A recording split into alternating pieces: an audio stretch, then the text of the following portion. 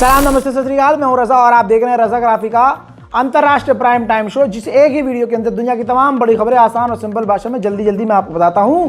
इस रिपोर्ट को शेयर कीजिएगा, चैनल को सब्सक्राइब कीजिएगा। सबसे बड़ी खबर यह है कि बांग्लादेश ने पाकिस्तान की आर्मी के बड़े बड़े लीडरों को और बड़े बड़े कमांडरों को, पूरी टीम को बांग्लादेश बुलाया है। फिलहाल बांग्लादेश में पाकिस्तान की सेना के सीनियर ऑफिशियल मौजूद हैं। कहा जा रहा है कि यह भारत के लिए खतरा है, क्योंकि पाकिस्तान से अब सेना बांग्लादेश की करीब हो रही है। दोनों देश काफ़ी करीब हो चुके हैं और ये खतरा सीधा सीधा भारत के लिए बन चुका है। वहीं मेरे दोस्तों, बांग्लादेश के ऊपर रहम चाइना ने भी कर दिया है। बांग्लादेश को चाइना की उधारी चुकानी थी, जिसके बाद बांग्लादेश के स्पेशल एनवॉय चाइना गए, जिसके बाद चाइना ने उधारी चुकाने के लिए उनका समय बढ़ा दिया। बात करें चाइना की, तो चाइना ने दूसरी तरफ ऐसा ड्रोन होगा, पहला ड्रोन होगा बल्कि, जो सबमरीन से लॉन्च किया जा सकेगा। ये इसका ब्लूप्रिंट है। आप समझिए कि किस तरह से काम करेगा। समुद्र के तह से सबमरीन के अंदर जो ड्रोन होगा, ये समुद्र के अंदर से ही लॉन्च होगा और फिर ये दुश्मन पर नज़र भी रख सकेगा और इसका खतरनाक इस्तेमाल चाइना करेगा। दोस्तों, ऐसी टेक्नोलॉजी ना रशिया के पास है, ना ऐसा ड्रोन अभी अमेरिका के पास है। तो दुनिया के लिए बड़ा खतरा बनता जा रहा है चाइना, और इस ड्रोन के दुनिया के सामने आने के बाद अमेरिका की मुश्किलें बढ़ने वाली हैं। यहाँ भारत के आण भक्त जो है, मस्जिदों के नीचे मंदिर ढूंढते ढूंढते थक नहीं रहे हैं। उधर चाइना इतना एडवांस हो गया है कि इंसानों को तो छोड़ दीजिए, अब इंसान रोबोट को ट्रेनिंग दे रहे हैं। जी हाँ, रोबोट को सिखा रहे हैं और इन रोबोट्स का मिलिट्री में इस्तेमाल किया जाएगा। वैसे चाइना ने दिखाया कि घरेलू इस्तेमाल के लिए, कमर्शियल इस्तेमाल के लिए रोबोट हम ट्रेन कर रहे हैं, लेकिन चाइना की नीयत सभी जानते हैं। उधर चाइना ने अमेरिका को लेकर जवाब दिया है कि ट्रेड वॉर अमेरिका और हमारे बीच जो छिड़ रही है, इसमें हम दोनों में से कोई कामयाब नहीं हो सकता। बताना चाहूँगा, डोनाल्ड ट्रंप शी जिनपिंग के खिलाफ, चाइना के खिलाफ काफ़ी नरम रुख अपना रहे हैं, क्योंकि ट्रंप नहीं चाहते हैं कि चाइना से टकराव आगे बढ़े।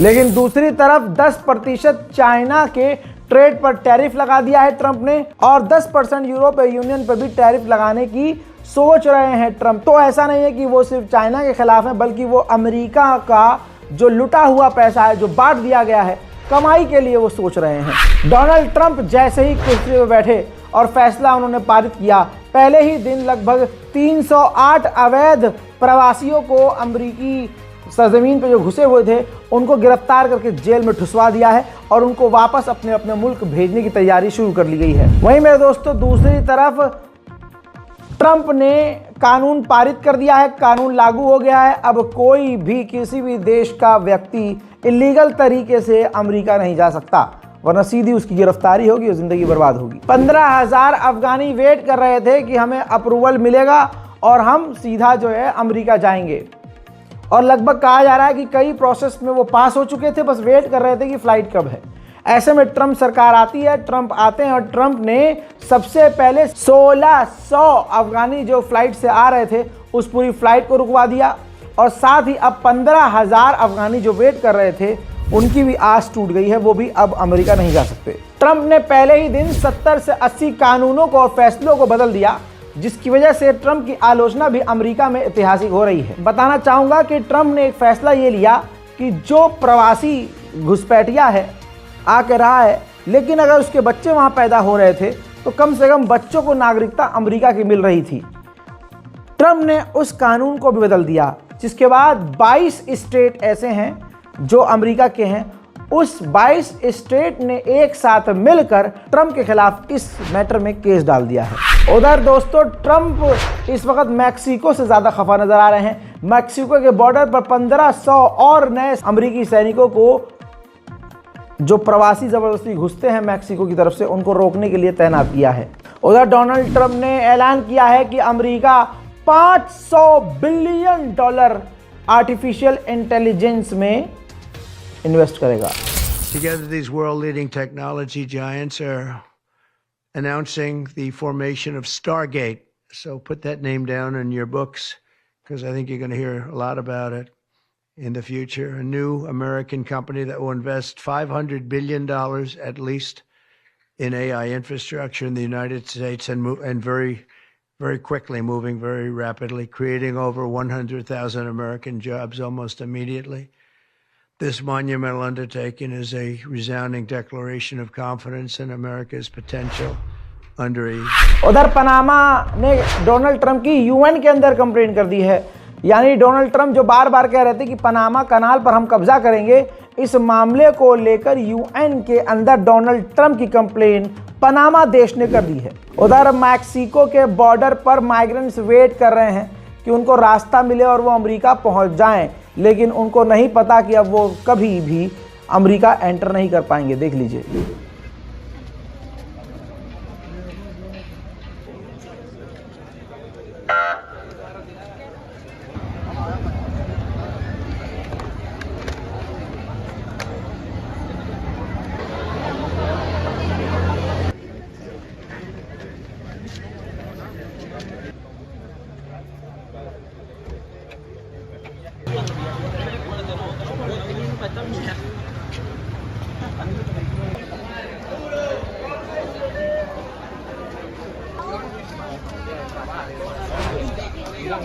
मेरे दोस्तों, पेंटागन ने खुद कंफर्म किया है कि डोनाल्ड ट्रंप सरकार से और ऑफिशियली पेंटागन और दूसरे ऑफिशियल से उन लोगों को निकाल रहे हैं जो लोग फेल हुए यूक्रेन की ऐसी हालत होने को रोकने के लिए, जो फेल हुए यूक्रेन का साथ देने के लिए, जो फेल हुए इस जंग को शुरू होने से पहले रोकने के। मतलब अच्छा फैसला है, अच्छी बात है।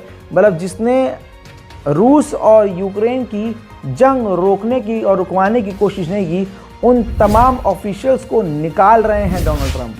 अमेरिका का ये ट्रंप पहला राष्ट्रपति है कि राष्ट्रपति बनते ही तीसरे दिन इसने गाली खा ली है, वो भी अंतर्राष्ट्रीय प्लेटफॉर्म से।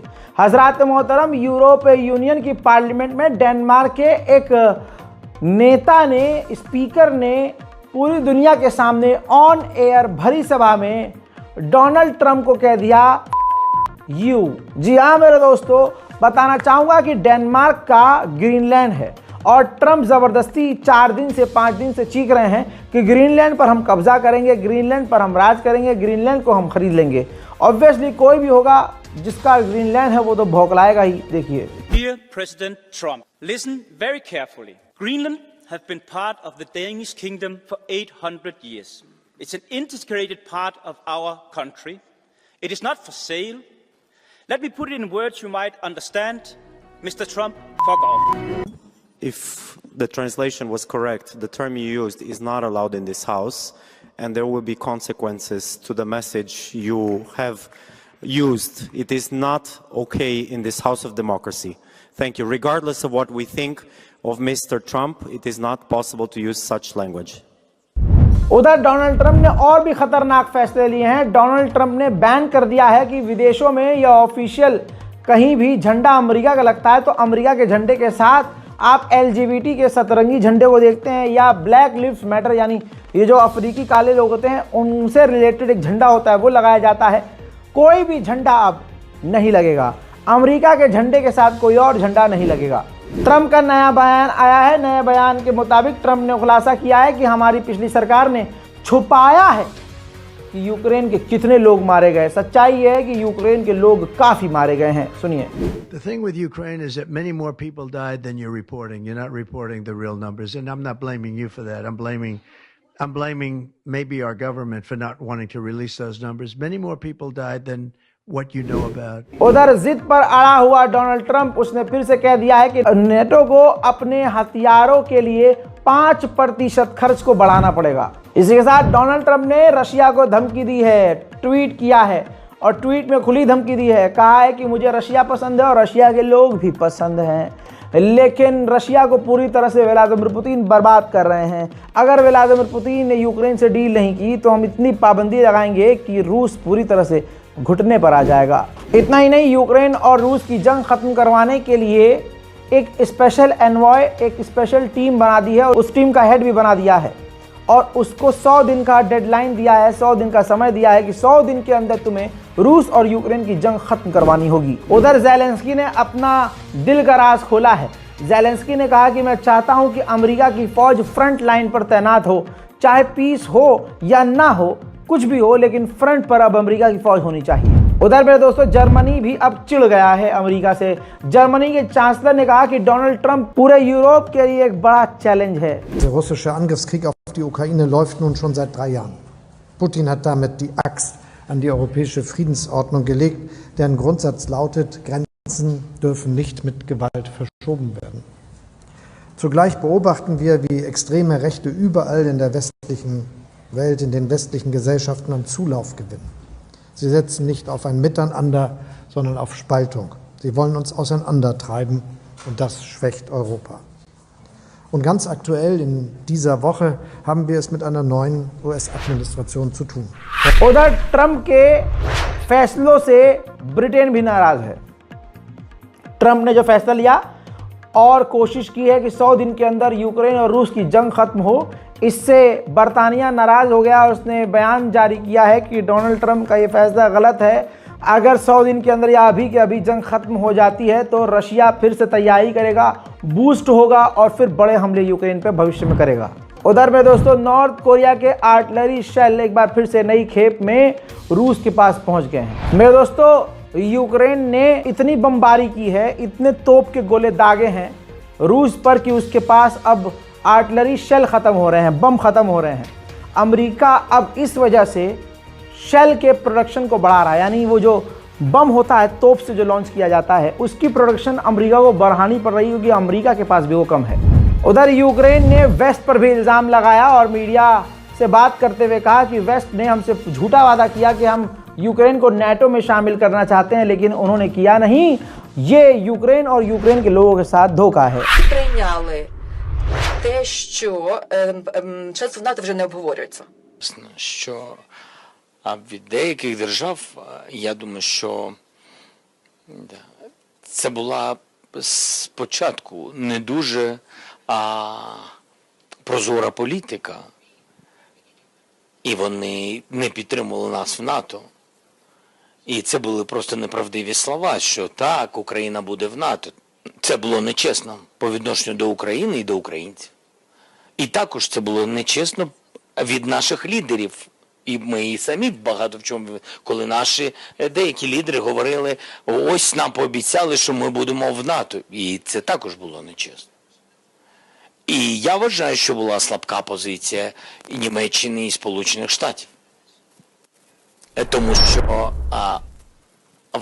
वहीं मेरे दोस्तों एक वीडियो मैं आपको फुल स्क्रीन पर नहीं दिखा सकता, लेकिन रशिया के ड्रोन आत्मघाती कैमिकाजे ड्रोन को यूक्रेन के जो टैंक हैं उन पर जाकर सीधा धमाका कर रहे हैं और रशिया इसी तरह से यूक्रेन को बड़ा नुकसान पहुंचा रहा है। वहीं मेरे दोस्तों ज़ेलेंस्की ने कहा कि अगर रशिया को बात करनी भी है तो वो 2022 के बॉर्डर पर जाए, जितना वो आगे बढ़ चुका है यहाँ पर बात नहीं होगी। वहीं स्विट्जरलैंड में इजराइल के राष्ट्रपति से यूक्रेन के राष्ट्रपति ज़ेलेंस्की ने मुलाकात की है, जहां पर इजराइल ने यूक्रेन का साथ देने का वादा किया है। वहीं यूरोपीय यूनियन के इंटेलिजेंस चीफ ने यूरोपीय यूनियन को ये जानकारी दी है कि सन 2028 तक रूस यूरोपीय यूनियन पर भी हमला कर देगा। हजरात, उधर यूक्रेन ने कहा है कि हमें इसी वक्त 2 लाख से ज़्यादा सैनिकों की ज़रूरत है किसी भी तरह से रूस से डील करने के लिए, यानी रूस को दबाना है, अपनी सेना की ताकत दिखानी है। उसके लिए हमें सेना को बढ़ाना होगा, तभी रशिया दबाव में आएगा। साउथ कोरिया की इंटेलिजेंस ने दावा किया है कि नॉर्थ कोरिया एक बार फिर से भारी मात्रा में अपने सैनिकों को रूस भेजने वाला है। हजरात मोहतरम, डोनाल्ड ट्रंप के आगे सबसे पहले जिसने घुटना टेका है वो मोदी है। मोदी से पहले किसी और ने घुटना नहीं टेका है। विश्व गुरु, हमारा डंका बज रहा है, सही बज रहा है, लेकिन उसे डंका नहीं कहते हैं।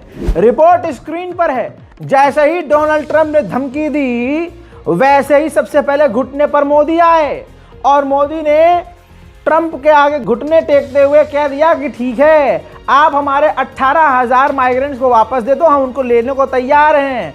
साथ ही अब ट्रंप के साथ वो डील बढ़ा रहे हैं। जी हाँ, डील बढ़ा रहे हैं। बोले तो अब भारत जो है विस्की, स्टील, तेल और तमाम तरह की चीज़ें अमेरिका से इंपोर्ट करने को तैयार है, ताकि अमेरिका की सरकार, डोनाल्ड ट्रंप की सरकार भारत पर कोई टैरिफ और टैक्स न लगाए। हमने तो मिट्टी का शेर पाला है, ये लो आड़ भक्तों, अमेरिका पर बार बार मैसेज भेजा जा रहा है, भारत की तरफ से बार बार कहा जा रहा है अरे भाई बड़ा बेइज्जती हो गया है यार, बड़ा बेइज्जती हो गया है। तो अब खबर यह है कि अमेरिका और भारत तैयारी कर रहे हैं कि मोदी और ट्रंप की मुलाकात अलग से करवाई जाए। जर्मनी, फ्रांस, इटली, स्पेन ये मिलकर एक ड्रोन बना रहे थे यूरो ड्रोन नाम से, और इन लोगों ने, इन देशों ने भारत से रिक्वेस्ट की कि भाई साहब आप भी हमारे साथ जुड़ जाइए। तो भारत ने पैसा इन्वेस्ट किए बिना एक नज़र रखने वाले मेंबर के तौर पर इस ग्रुप को ज्वाइन कर लिया है। लगभग ये प्रोजेक्ट 7 बिलियन यूरो से भी महंगा है। उधर पाकिस्तान और तुर्की भी भारत के लिए कम खतरा नहीं है। पाकिस्तान तो और मुसीबत बन रहा है भारत के लिए। तुर्की और पाकिस्तान ने डील कर ली है, अब तुर्की और पाकिस्तान मिलकर पाकिस्तान में ही 5th जनरेशन का कान फाइटर जेट बनाएंगे। अब सीधी सीधी बात है, अब सीधा बड़ा खतरा पाकिस्तान भारत के लिए होगा, क्योंकि पाकिस्तान की एयरफोर्स इस डील से सबसे ज्यादा मजबूत हो जाएगी। हजरात, जो तुर्की में आग होटल रिजॉर्ट में लगी जिसमें 76 लोग मारे गए हैं, 66 से 76 हो गए हैं, और आपको बता दूं कि शोक का ऐलान किया गया है, और आप तस्वीरों में देख सकते हैं कि खुद वहां पर अर्दोगान पहुंचे। खबर यह है कि अर्दोगान का एक दोस्त भी इस हादसे में मारा गया है, जो अर्दोगान का दोस्त था। इस वजह से ये खबर और बड़ी हो जाती है, और 70 से 75 लोगों का मरना कोई छोटी खबर तो नहीं है। मेरे दोस्तों, वखान जो एरिया है अफगानिस्तान का, वखान एरिया, उस पर पाकिस्तान के साथ मिलकर चीन कब्जा करना चाहता है, और वहां पर वो अपने प्रोजेक्ट लगाना चाहता है। इसी वजह से अब कहा जा रहा है कि चाइना अफगानिस्तान के बीच तनाव बढ़ रहा है। वहीं एक तनाव की और वजह मिल गई है। तनाव की अब नई वजह यह है कि अफगानिस्तान के खान में एक चीनी व्यक्ति काम करता था, एक उसका साथी ट्रांसलेटर उसके साथ चलता था, और उसका एक सहयोगी। गोली मारकर अनजान लोगों ने अफगानिस्तान में उसका कत्ल कर दिया है। तालिबान पूछताछ कर रहा है कि आखिर उस चीनी को मारा किसने। उधर यूएन ने खुद थाईलैंड से कहा है कि जिन वीगर मुसलमानों को आप वापस चाइना भेज रहे हो, मत भेजो, क्योंकि चाइना उनको वहां टॉर्चर कर सकता है, उनको मार सकता है।